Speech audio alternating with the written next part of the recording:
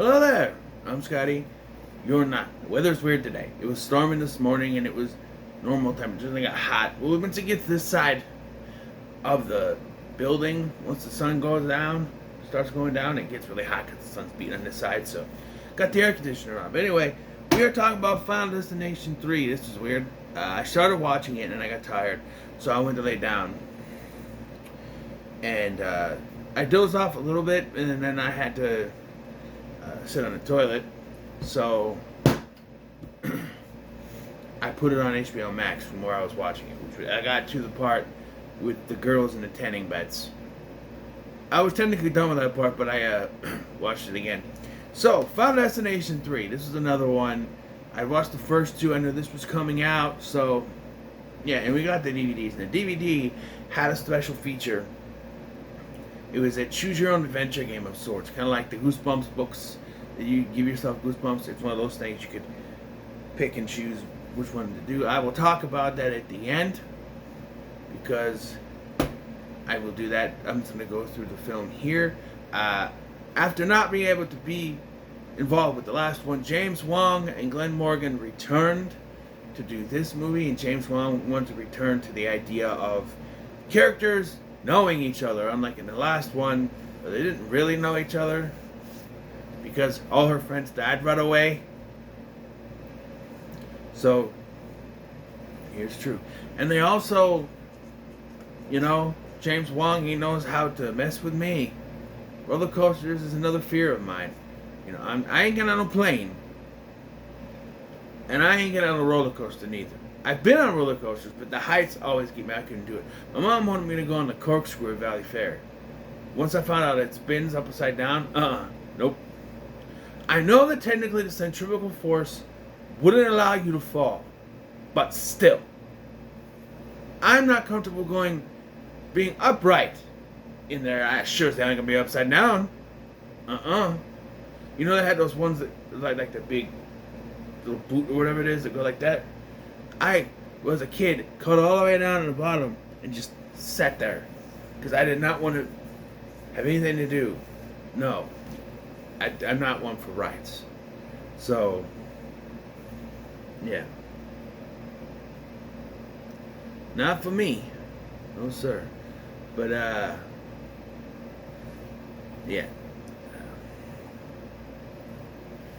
Yeah, so roller coasters, not for me. And this is another one. When I saw the trailer, I'm like, yeah, they're going on my fears again. Freeway pile up. I'm kind of afraid of car accident, but this is just wow. No. So we follow a group of seniors.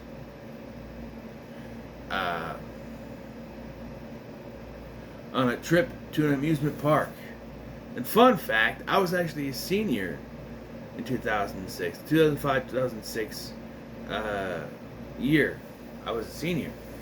So I graduated in 2006. Now I'm technically older than the characters are supposed to be in this movie. Because I graduated at 19 and they're supposed to be... And they're not even 18 yet. So... Because there's a speech by someone during the two girls' funeral. Was like, didn't you make it to 18? And I'm like, okay, so they're only 17, so they're only 17. I know that song's problematic now, but I like the song. But hold on. Back, sorry about that. So it was an amusement park. So I was a senior in 2006. I graduated in 2006. I was technically older than the characters are supposed to be here. Because I graduated in 19. But, yeah. Interesting thing, though. The actress who plays the younger sister, Amanda Crew, she's playing the younger sister here. But she was actually older than I was when this movie came out. She would have been 20. And I was 19, so, yeah. But, yeah. I've heard people say that Mary Elizabeth Winstead, who plays our lead character, Wendy here, is the strongest lead we have. And I can see it. At least so far that I watched, but yeah, I can see it. Definitely compared to 4, but yeah. I do remember being a little disappointed. I'm like, did we just do a girl in the last one? Why is it a girl again? We did get a boy in the next one, and no boy. In the next 2, actually. But I don't know. Because I thought, since we're returning with James Wong, he can, do a boy this time. Like, boy, girl, but no, it goes boy, girl, boy, girl. I guess it's a girl in the new one, I think. Yeah, so let's go ahead and start talking. So we start with an opening that's very carnival-like. And then we see our characters, sort of. We meet Wendy, played by Mary Elizabeth Winstead, who you know from the Harley Quinn Birds of Prey movie, which was just Birds of Prey and not so much Harley Quinn, but it's fine. 10 Cloverfield Lane, Sky High. She's been in a lot of stuff. She's married to Ewan McGregor, so there's that.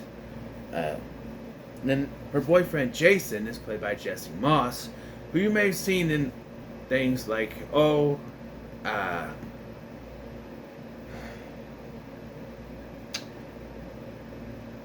he was in the Nickelodeon movie Spectacular. He was in that movie I did about the alien back in February, whatever it was called. This is my son, Zedlin, or whatever it was. The blue kid who skateboarded. He was in that movie. I forgot what it was called. But, he was in, why can't I think of anything? What's the werewolf movie? Ginger Snaps. He was in Ginger Snaps, along with another actor in this movie. But yeah. Then we have Ryan Merriman playing Kevin. Lucky the Irish, Smart House, Ring of Endless Light, which nobody talks about, but it's still really good. Maybe I'll review it this year for December. We'll see. And he was also Deckard in Halloween Resurrection. And then he was also in Ring 2 and the short film Rings that came before Ring 2. The Ring 2. Excuse me, The Ring 2. So yeah, he's here. And then his girlfriend is, we actually saw her in a movie I did recently. It's Gina Holden. Her boyfriend, his girlfriend, Carrie. Played by Gina Holden, who was Bobby Dagen's unfortunate wife in Saw 3D. She has been on Supernatural and Smallville. So there's that connection there. I think Jesse Moss might have been on Smallville at one point. I don't know. Maybe not. I don't think. Maybe I'm thinking of someone else. Yeah. And they are all ready to go on this roller coaster with the devil in it. That's voiced by Tony Todd. It's Tony Todd's only appearance in this. Is the voice of this, and then the train terminal later, the train conductor voice later. That's what he does. He doesn't appear in person, which makes sense because they're not really in the same area. This is McKinley, and that was Mount Abraham, whatever. Which, yeah, by the way, I forgot to mention, it's Mount Abraham, but Eugene calls it Mount Abram at one point in that movie. But anyway, so they're getting ready to ride on this devil roller coaster, which apparently has a real dick and balls. Frankie Cheeks makes a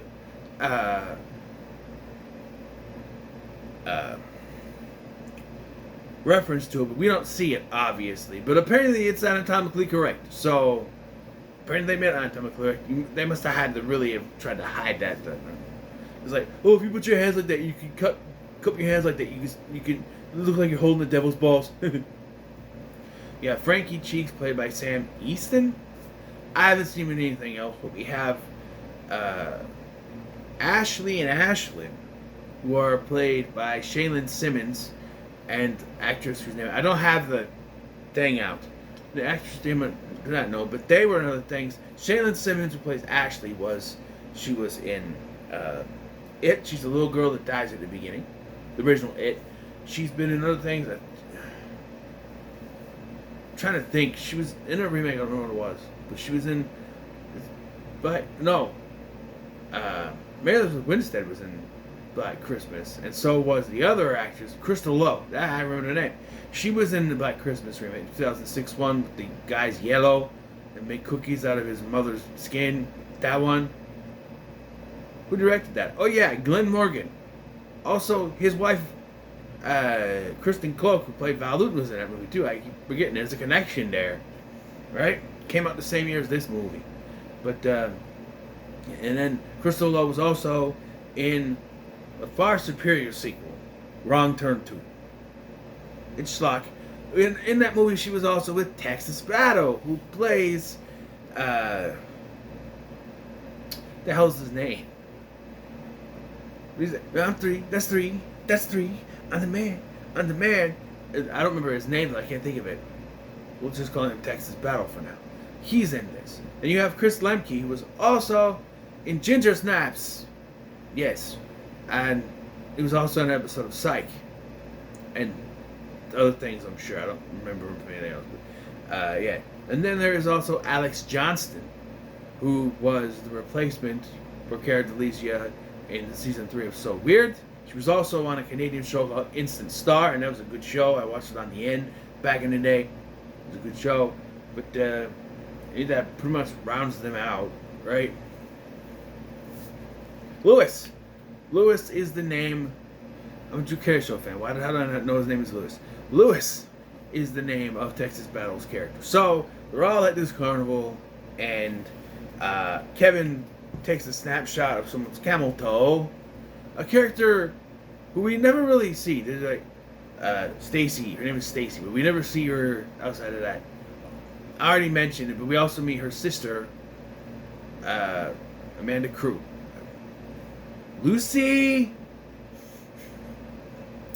Is it Lucy or hold on? Julie. I was trying to rewind the kill count for it when I just remembered it. It's Julie, Amanda Crew, and then her friends. I don't know the actress's name. I don't really care, but they're a thing. And like I would as well, Wendy, she's not so happy to be going on this roller coaster. She got the iffy feelings, and so you get on a roller coaster. And she doesn't want to sit up front. I wouldn't either, but I also wouldn't want to sit in the back. I want to sit somewhere in the middle, but they put them in the back, her and Kevin, because. Well, Carrie doesn't want to sit in the back. Well, why do I want to do that? Because we're girls. Fuck that. I'm going to Berkeley and I'm going to sit up front. I don't know what going to Berkeley has to do with that, but fine. And one question I always hear, and yeah, it's a valid point. Why doesn't Jason sit back there with her? And I'm looking for an answer other than, well, he's going to die, so he can't. He's the boyfriend. He's supposed to sacrifice that, but instead of saying, I'll do it, he's like, nah, Kevin, you sit back there with him. Why doesn't, And again, much like in the second one, I'm disappointed because 2 actors that I know about from other stuff die right away. I was like, hey, Jesse Moss is in this. Cool. Hey, I know her. Dad. Yeah, so this is another one. Well, James Wan, credit to him. He could have just had the thing crash and that's it. The hydraulics go, whatever. But instead, you see it. So what happens is, Frankie Cheek sneaks his way on there with his camera. Even though they're told not to have any cameras or anything, Kevin just puts Wendy's in his bucket. His coat pocket, which would definitely fall out, but whatever. As they're going, he's like, hey, I dare you to flash me those sweet, sweet titties. They're in the, Luke. By the way, they established he graduated 2 years prior. And they say later that they weren't even 18 yet. So, somebody call Chris Hansen for him, please. They need to have a talk. Because, yeah. Anyway, so they get going, and it's Frankie. Now, I understand that when Lewis's pecs, his titties be too big. So when they put it down, the hydraulics kind of go a little bit. But it's Frankie's camera that gets wrapped around the thing and causes the crash to start. Keep in mind, and everyone dies in a certain way. I'm not going to recap everything because I don't want this to be super long. We're already 15 minutes in and we're still at the front. It's a vision, and then Wendy freaks out, and the security guy, who by the way was from Glee, he was the gym teacher in Glee that was dating what's her face at the beginning before Will got with her. So yeah, but he's like, only open the back, and then Wendy's freaking out, and Jay is yelling, "Hey, that's my girlfriend! Let me out! Let me out!" And we get a cameo from Dustin Milligan, may know from Shark Night or the 90210 reboot, only season 1 though. He's been in stuff. He was the sexy Santa Claus guy in that movie that came out last year. But yeah, Sexy Snowman, that's what it is. The Sexy Snowman guy that came out in that movie next year. He's got abs. Who knew? But he's brief cameo. He's nothing. He's just a guy going, "Hey, ho, let's go. Hey, ho." So they take it out. And Jay's just saying, "Come on, Smoker, let me out, man, my girlfriend." And they won't let him out. Also, the guy running the thing was also in Spectacular. He's part of the band. He was also on Smallville, the creepy guy who could swim breathe underwater. That gets killed in these Extinctions in the name of the episode. By the guy, yeah. But, so, it's not Jesse Bradford, it's someone else. So, for the first time ever after this happens, we just cut to there at school. No police. They're not being talked to by the security. No, how did you know? No, nothing. And the students are all secure. I hope she's okay. And wait. We're not. Hello? We're not going to process this. There's no cops following around. Other than what looked like to be two policemen at the Centennial thing at the end, following them around. This is after everything this happened, by the way. No cop presence in this. Not really. There's one time they leave the police station, but there's not really a cop presence. You don't have police officers that they talk to. No. We just go to school. And Ashley and Ashlyn invite her to tan. She rightfully says no, because that stuff can give you cancer. Because just because it's a fake sun does not mean it'll give you fake cancer. It gives you real cancer. That is the truth. Just say it. So she says no, and then Kevin comes up to her and says, "Hey, I read this story about Flight 180. Tells about that story, but not about the pilot, but we'll get to it. And she doesn't believe him at first. It's raining outside because it's always raining in these things. And she's not going to graduation and blah, blah, blah. And she starts to look at the pictures. She starts to notice something interesting about the pictures. This was heavily marketed, by the way. The pictures would tell how they died. That's an interesting way to change it up. But the pictures are so fake. Like the first one with Ashley and Ashley. It's just a red light on their face. And she somehow they're going to get burned up from that. So we get what's probably every guy's favorite part until it gets to the not so good part. Boobies!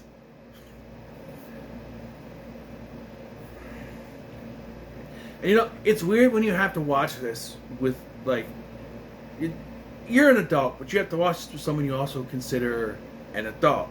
Like, my son and I watched this, but it was the TV version, so they heavily cut this up. Yeah, he's only releasing it, but the TV versions nowadays, they are on Sci-Fi or something, you still have the swearing and some of the gore.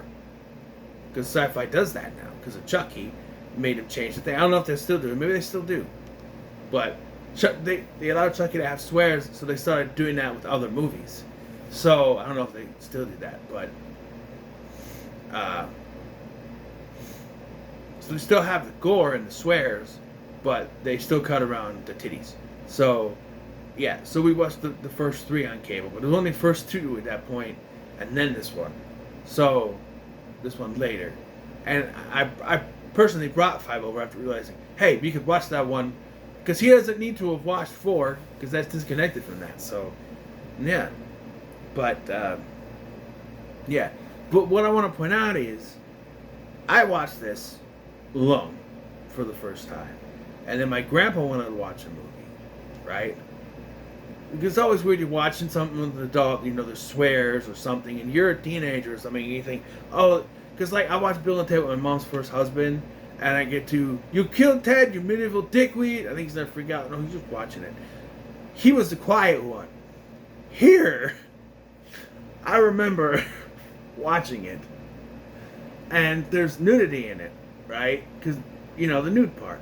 And so I'm watching this, I'm getting nervous as we get closer and closer. And it starts. And I just kind of look over him, and he goes, "Oh, look at those titties." Look at him and goes, "Knock it off."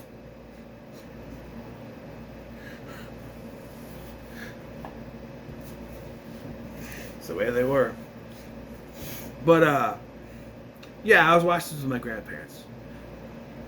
Well, my grandma was kind of moving around and stuff, but she would do the thing where she'd watch something with her, and she'd be reading a book, but she's somewhat paying attention. Anyway, so yeah, they get all burnt up. It's a nice little visual too, and you see the flaming, because Wendy tries to call them, which kind of helps set up more the Rube Goldberg thing, because this is a Rube Goldberg thing that actually pays off, with the water leaking, making that go, and then the shelf falling, which I did that video, you remember? When my shelf up there fucking fell behind me when the couch was over there? I did the video on that. Try to find it, I don't know. But yeah. That freaks me out. Looks like it's made of balsa wood the way it falls so easily. But it is a hard wood because it gets stuck in between the things when they try to get out.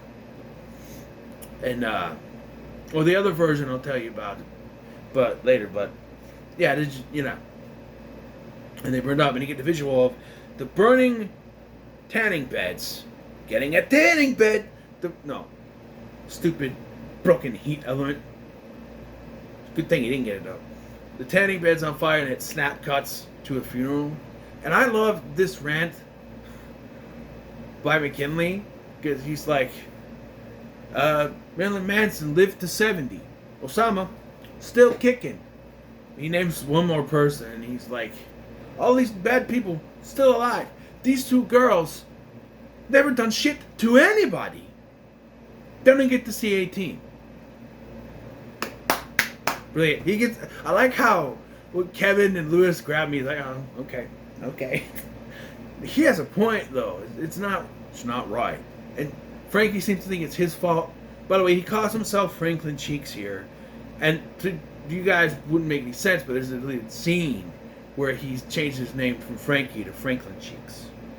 So he says Franklin Cheeks here. Wendy shows up with more conspiracy theories. This is... So apparently... So she talks about the Route 23 incident. And then apparently there's a line on a photo of President Lincoln shortly before he was shot. That goes right where the bullet hit him. And apparently, shortly before the planes hit, like, not right away, but there's a picture taken of the Twin Towers. And apparently there was a shadow of a plane days before it happened. That's probably Photoshop, but there's probably one more too. But like, she's like, I thought I felt the presence. I thought it was Jay, but it wasn't. This was dark. And she keels over, and he's like, let's get you some food. So they go to a fast food restaurant that they had to build on this hill for this. Yeah, this is something they built. It's not a real fast food establishment. Something they had to build. So they pull in, they start looking over pictures, and they say that Frankie's the next one. And they find the one where he's hanging on a wacky ladder. They point out SpongeBob. Yeah. One thing I never understood, he's like, SpongeBob lives underwater. Maybe there's something to do with that. She goes, it's sad you know that. Why? It was 2006.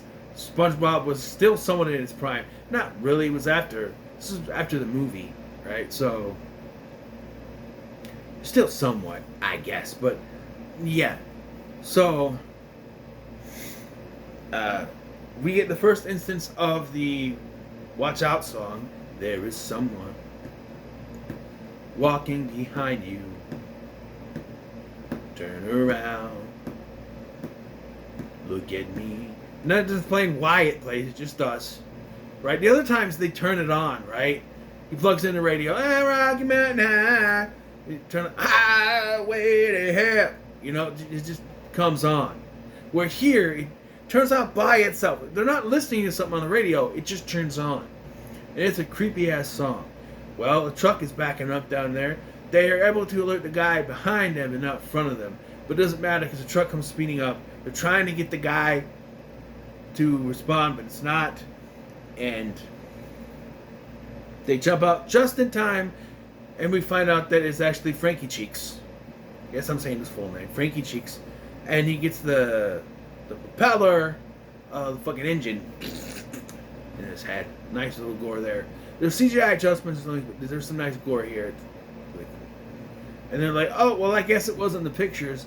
Until they get back to her place to start looking, and they find the upskirt shot. They find a picture of Carrie. And I find it interesting that while Jay's picture showed he was going to get hit, because it shows the roller coaster hitting his head, so she figured it out. Carrie's she's just sitting there. There's no hint to what her fate was supposed to be. It's just a picture, and then he's like, I was going to ask her to marry him. And I was going to ask her to marry me. And, like, earlier she said she was going to break up with him. She's going to Berkeley and he's immature, and blah, blah, blah. Credit to Wendy, she doesn't say a thing. But they catch the upskirt shot that he took of Stacy, and it shows Frankie Cheeks with his head right next to a fan.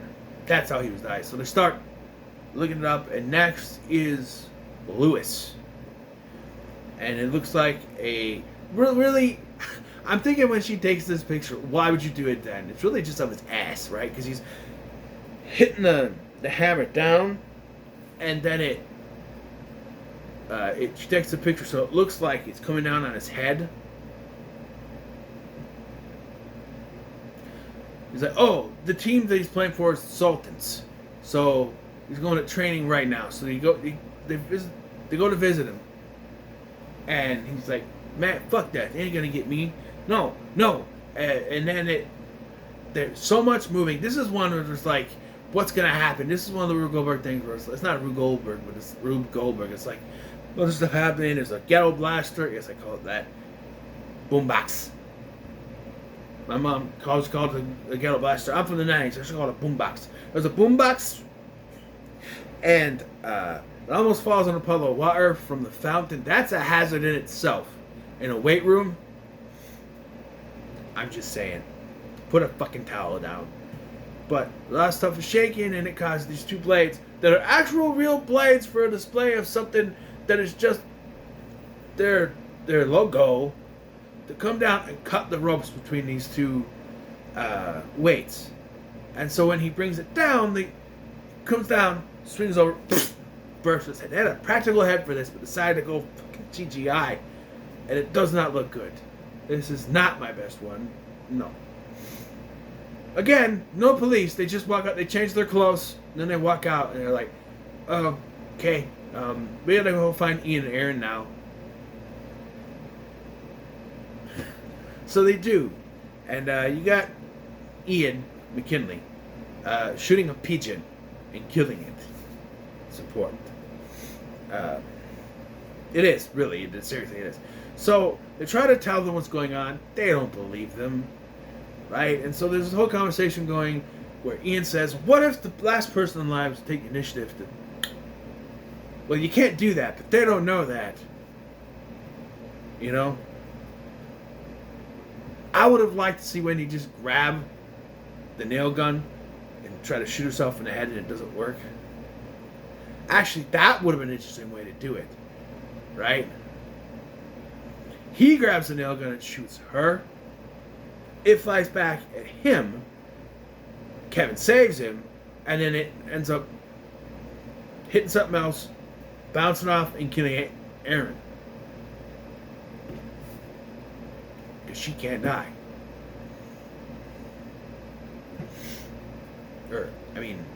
Wendy. But no, that doesn't happen. They're talking about it. And as we do, we see a bunch of this stuff falling on a forklift and causing this shelf to fall.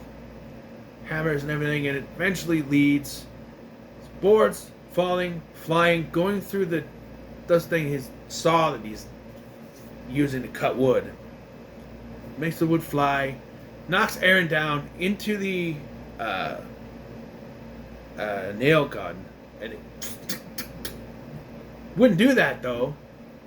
You have to put. I say this in movies where the air gun just because I've seen movies where the air falls and goes off.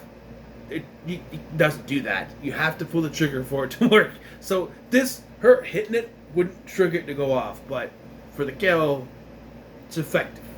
It's effective. Ian gets saved because of the. So this picture has always been confusing to me because it's got the little sign things pointing down on him, like that's what's gonna come, and then he's going like this, and the gun is pointing at her. So she's gonna get hit by the gun, the nail gun.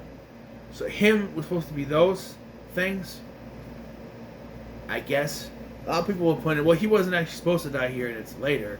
So maybe they fell, and he survived till he was still, because you could fall and still be alive. So he fell and lived till almost everyone else died. Only Wendy was, I don't know. But it doesn't really make any sense with Wendy anyway, but I'll get to it. Because again, much like with Burke in the last one, there is an explanation. So after this, and they do come from the police station this time, Kevin's dad takes him home, and he's going to work the Centennial thing. And they're still trying to figure out who the one... Because I told them the truth, they didn't believe me. They're trying to figure out who the one that sat between them and Ian and Aaron. Ian and Aaron couldn't figure out who it was either. And then she notices a hand with the bracelet that was her sister's that the grandmother gave them. Bracelet on the arm there. And that's what she realizes. And Julia's already taken off. So she calls Kevin. She's like, Julie took off. She's going to the Centennial thing. He goes, I'm doing security there, so I'll look out for her. What are our pictures? Kevin's is a candid that she took. Where he's just like, and it looks like, well, a firework flew off in his face. That would have been interesting, but and hers she's wearing a McKinley shirt, and Jason's face is blurred. Again, could be an explanation for that, but it's never really explained in the movie. So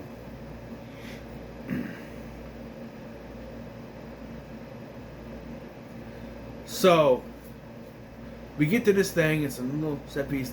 These assholes are flying off fireworks, scaring horses, which causes the horses to freak out. There's this rope grabs Julie by the neck because they try to chase her down, and she's just like, eh. And that's when Wendy realizes that it's the picture she took of her giving her the fingers by the carousel that the horse is going to do it. So it gets wrapped around her neck, which when it pulls her, it would break her neck. It would snap her neck, but not in this movie, I guess. Even though these people are made of fucking J-Lo, this doesn't snap her neck. But anyway, so she is dragged, and it's like she's gonna hit these spike things. To me, it looks like a rake or something, or whatever it is. But Kevin's able to cut it with a sword. Oh, I want to point out one of my favorite lines here. Because he's all nervous because he thinks he's next. He's not sure yet if it's Julie. And you have this Benjamin Franklin guy going, oh, it looks like a storm tonight. Let's hope for some lightning. And he just looks over and goes, fuck you, Ben Franklin. He was struck by lightning. That could also do, Kevin's next, and he gets knocked. A kebab gets knocked into a propane tank. And just before it goes off in his face, Wendy saves it. McKinley is there because he's been following her. He followed Wendy there. We got the whole, there was someone walking behind you thing. And he realizes he causes her death. Just tell me how to kick it off because he's all pissed because Ian died. Or he's Ian. Aaron died. So, yeah. So here's where things get confusing. So he's freaking out because it said McKinley, so I think Ian is the one that's going to cause her death. But he's standing under this sign that says McKinley on it. And he gets smushed by it. They actually reshot this for more gore. It looks fine, but it's just a sign smushing a guy. And then they run off, and that's when we get to the 6 months later or whatever. But before we get there, okay,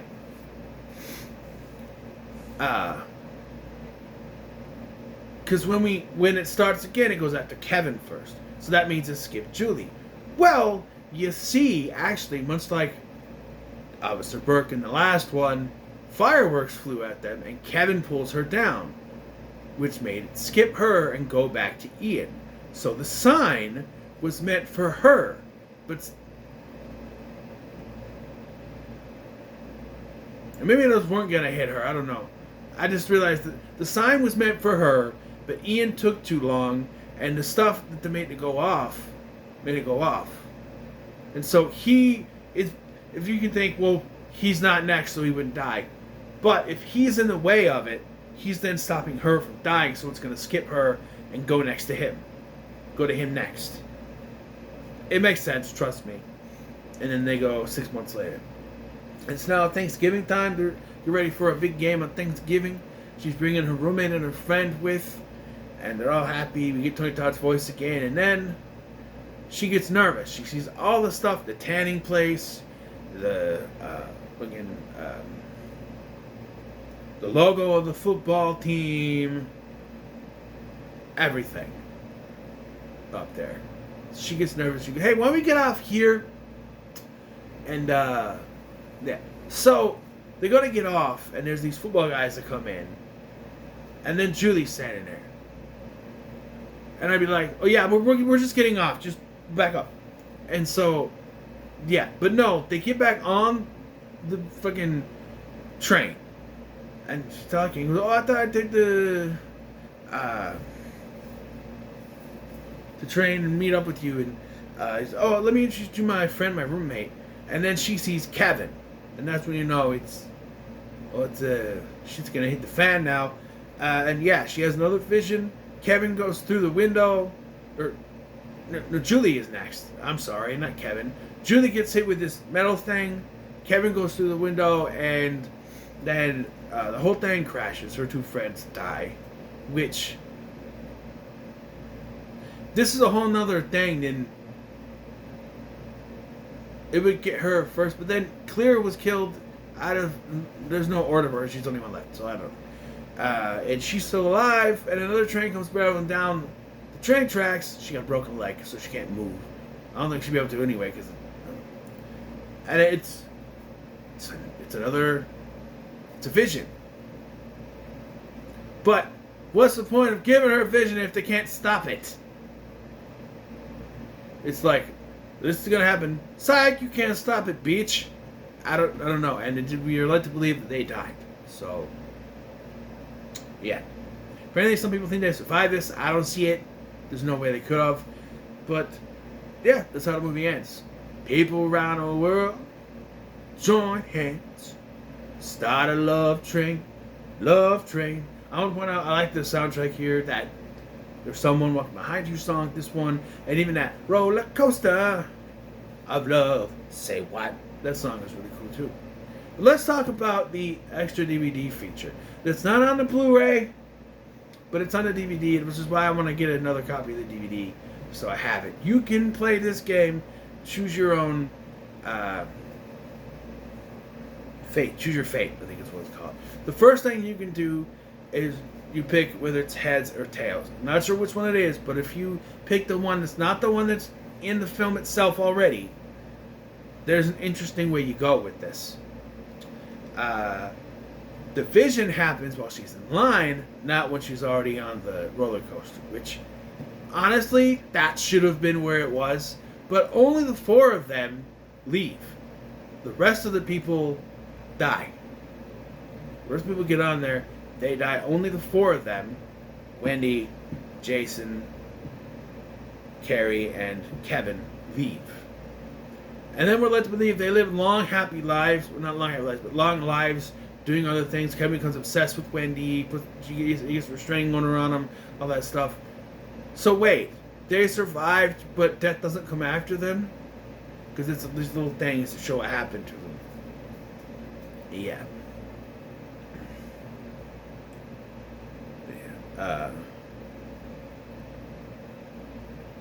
So one thing I meant to mention, Frankie's camera, he got off.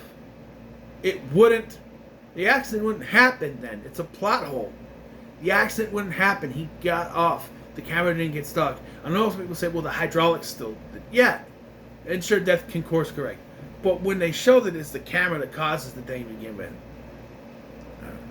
The next one you have is at the tanning salon. You choose to go up higher or lower.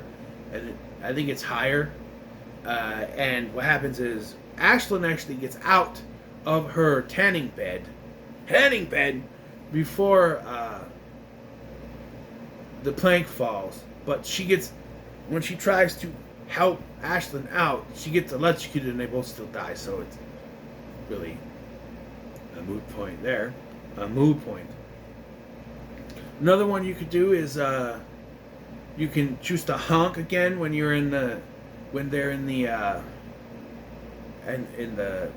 drive-through. This will cause Frankie to turn around, and that's how they see it's him. And so Kevin's able to save him, but that doesn't matter because they clearly didn't have anything planned for a final thing because it's instead of him getting deleted eventually.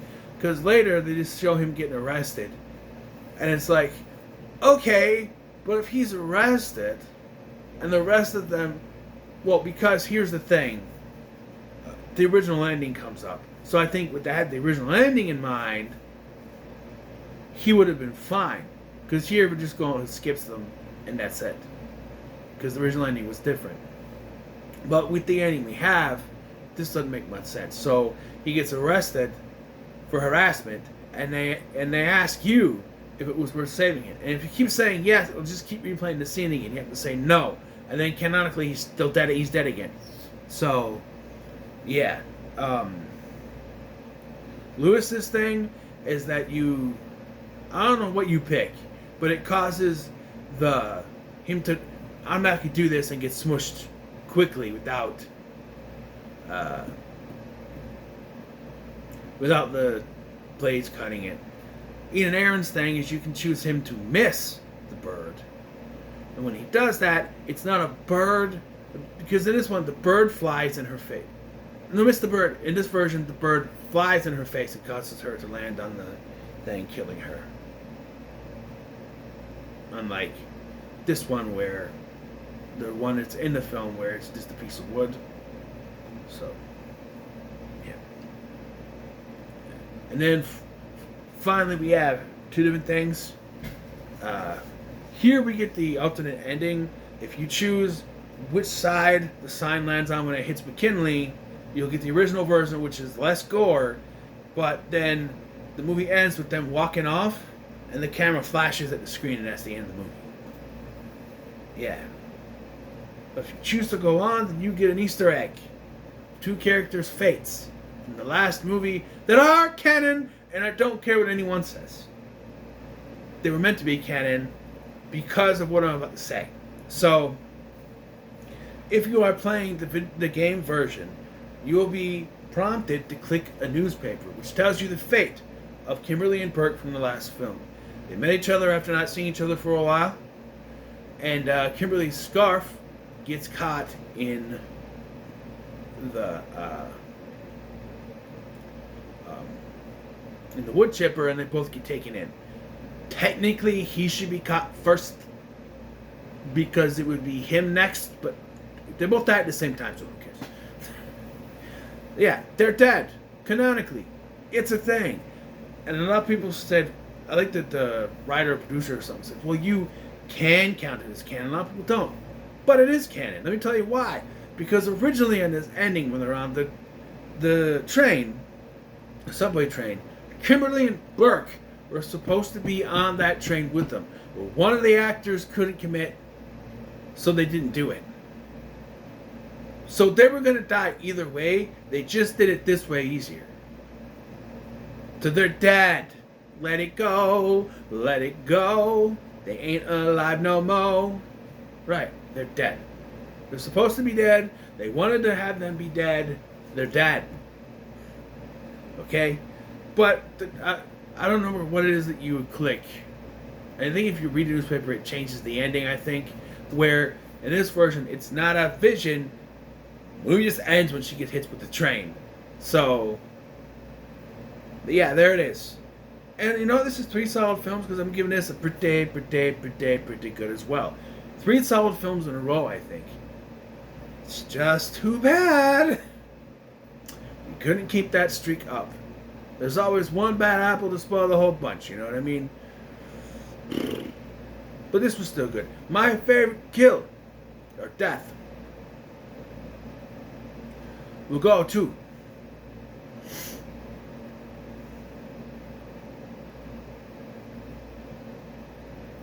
who was after the girls?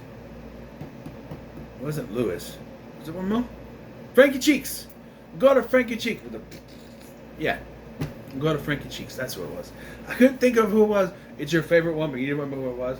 I was trying to think of. I knew it was the one in between those two. But yeah, it goes to Frankie Cheeks. I like that. It's one of the more practical ones in this. Sure. But yeah. So there you have it. Another one down. Another one past dust. So what are your thoughts on Final Destination 3 and 6? Make it so much like, share, and subscribe. Thanks for watching. I'm Sky, and I'll see you in the next one.